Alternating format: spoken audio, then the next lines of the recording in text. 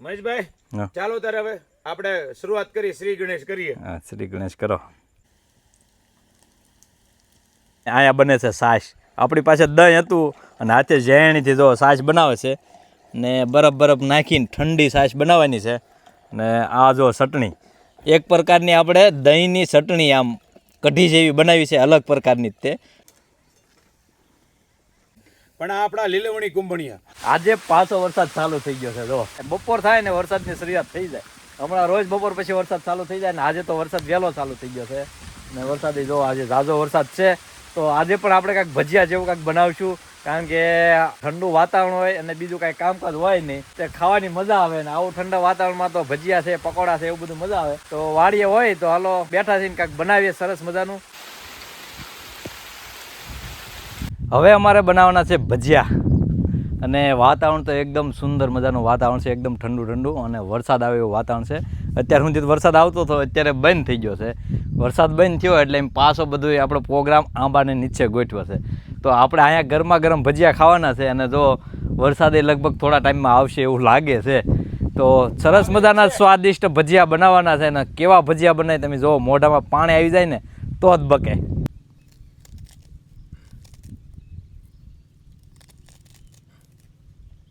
આંબાના ઝાડ છે અને ઝાડની નીચે જ આપણે પ્રોગ્રામ ગોઠવો છે અને ભજીયા જો અહીંયા જ બનાવવાના છે. વરસાદ આવે ને તો કાંઈક જુગાર કરીશું, બાકી આંબાને નીચે બેઠા બેઠા ભજીયા ખાવાના છે. અને અત્યારે બધી શાકભાજી કટિંગ થાય છે. જો આપણે ઓલી મોટી તપેલી છે કે અંદર મરચાં છે, મેથી છે, કોથમરી છે, લસણ છે.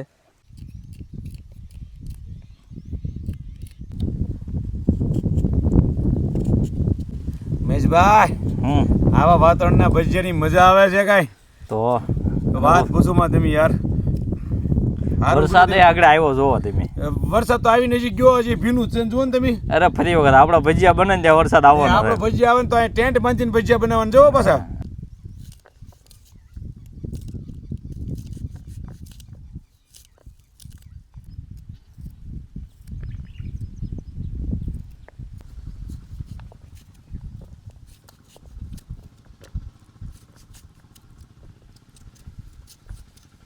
અમે જે ભજીયા બનાવવાના છે ને એ અલગ પ્રકારના ભજીયા બનશે અને સ્વાદમાં જોરદાર હોય, કારણ કે લગભગ તમે ભજીયા બનાવતા જોયા છે ને ખાધા છે. આ ભજીયા થોડાક અલગ રીતના બનશે અને ભજીયામાં ક્યાં ક્યાં શાકભાજી ઉપયોગ કરવાના છે એ તમને બતાવું. તો જુઓ, આ શાકભાજી, આ છે કોથમરી, મેથી, આ પહેલા ગઈ મેથી, આ ગઈ કોથમરી, આપણે કોથમરી જતી રહી અને આ આપણે ડુંગળી, બટેટા એકદમ ઝીણા ઝીણા કાપ્યા છે. બટેટા ભજીયામાં કોઈ નહીં નાખતું હોય એમ નાખ્યું છે. અને આ છે તીખા મરચાં અને બટેટા જો એકદમ ઝીણા ઝીણા કટિંગ કર્યા છે.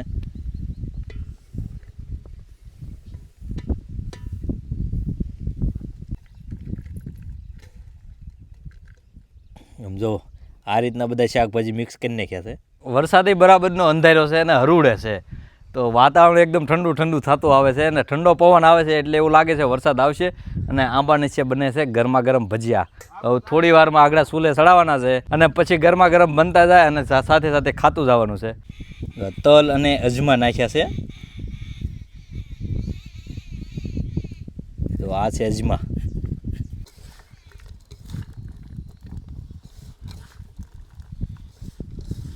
લીલવણી ભજીયા. તો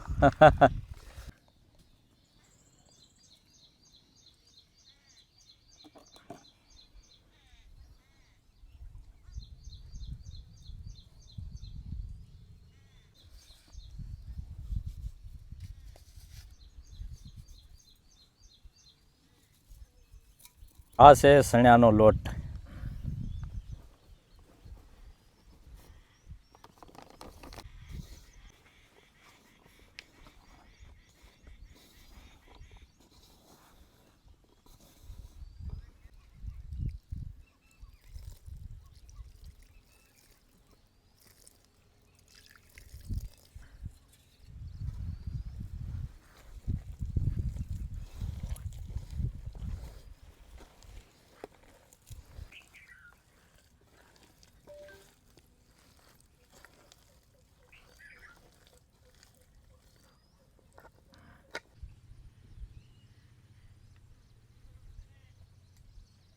ભજીયા તળવાની તૈયારી થઈ ગઈ છે અને અહીંયા બને છે છાશ. આપણી પાસે દહીં હતું અને હાથે ઝેણીથી જો છાશ બનાવે છે ને બરફ નાખીને ઠંડી છાશ બનાવવાની છે. અને આ જો ચટણી એક પ્રકારની આપણે દહીંની ચટણી આમ કઢી જેવી બનાવી છે, અલગ પ્રકારની જ તે એકદમ સ્વાદિષ્ટ સુગંધ આવે છે. તો અને હવે આદિભાઈ તળતા જાય પછી એમ જો અહીંયા ખાતા જાવ. ચાલો મિત્રો, આજે હવે નવી પ્રકારના લીલવણી ભજીયા બનાવવાના છે આપણે. એટલે આપણે કંઈક નવીન જ બનાવવાનું છે અને પછી સ્વાદ લઈ પછી ખબર પડે. અત્યારે તો બનાવી છે, પછી મહેશભાઈને તમે પૂછજો કેવો સ્વાદ હતો એમ. પાણી નાખીને ઘોળી નાખવાની છે એવી એકદમ ખાટી મીઠી છાશ અને ખાટી મીઠી ચટણી અને ગરમા ગરમ ભજીયા. પછી જો મજા આવે. ભજીયા તો અહીંયા બને છે પણ આજુબાજુનો માહોલ જુઓ. આમ કાળા ડિબાંગ વાદળા છે આ બાજુ ત્યાં, આ બાજુ તો વધારે અંધારેલો છે. વરસાદ આવે ને તો ભજીયા ખાવાની વધારે મજા આવશે. મહેશભાઈ આપણી સિંગ ઉગી ગઈ છે. આદિભાઈ મગફળી જો ઉગી ગઈ છે, આપણે કપાસિયા ઉગી ગયા છે. કપાસિયા ઉગી ગયા છે ને હવે ભજીયા બનાવીને ખાવાના છે ને એટલે જ ભજીયાનો પ્રોગ્રામ બને છે. વાવણી પૂરી થઈ ગઈ છે વાલા. મહેશભાઈ ચાલો તારે હવે આપણે શરૂઆત કરી, શ્રી ગણેશ કરીએ. હા, શ્રી ગણેશ કરો.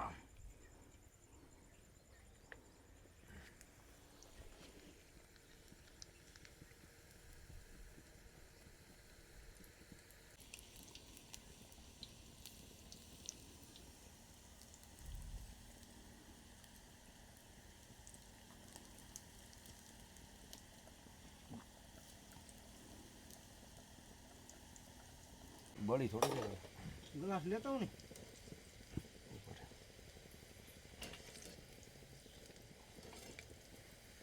આ આપણા લીલવણી કુંભણિયા.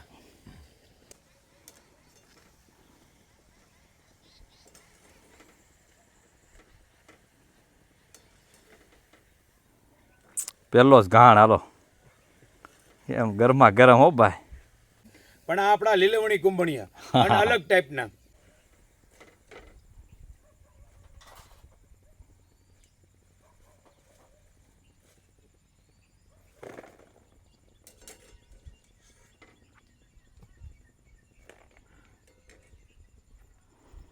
જો ગરમા ગરમ ભજીયા બની ગયા છે. હા હા હા, હાલો ટેસ્ટ કરીએ. ના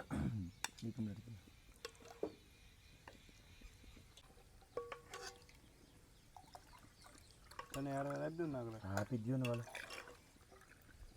હું ખાતો જ જાઉં ને. એ તો હવે આપણે કોણ ના પડવાનું છે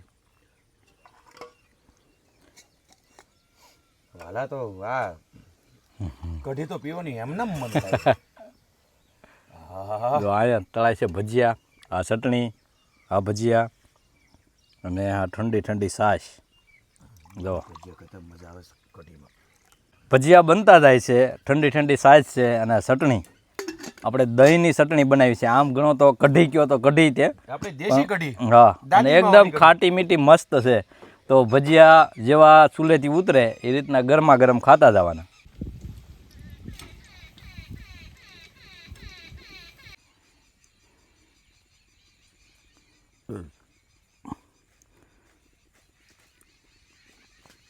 ખકડ્યા ખકડ્યા ઓ વાલા, ખકડ્યા ખકડ્યા.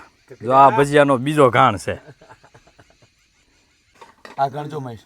એમ હા, બહુ મસ્ત બની ગયું. આમાં સુધારો કરી નાખ્યો તમે. હવે કાંઈ ન ખટે હું ખટે હવે તો બોલ્યા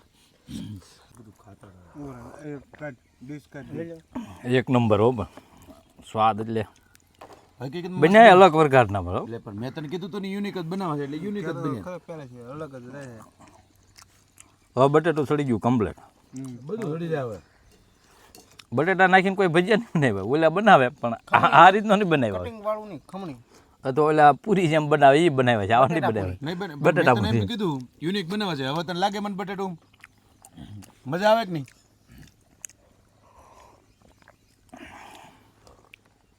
કઢીમાં દાંત વાળવાનું મન થાય. કઢી એક નંબર પીવાનું મન થાય.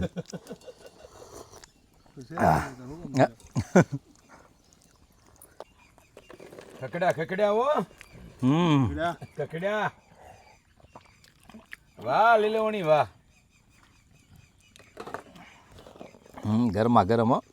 ગરમા ગરમ કંઈ ઘટે નહીં.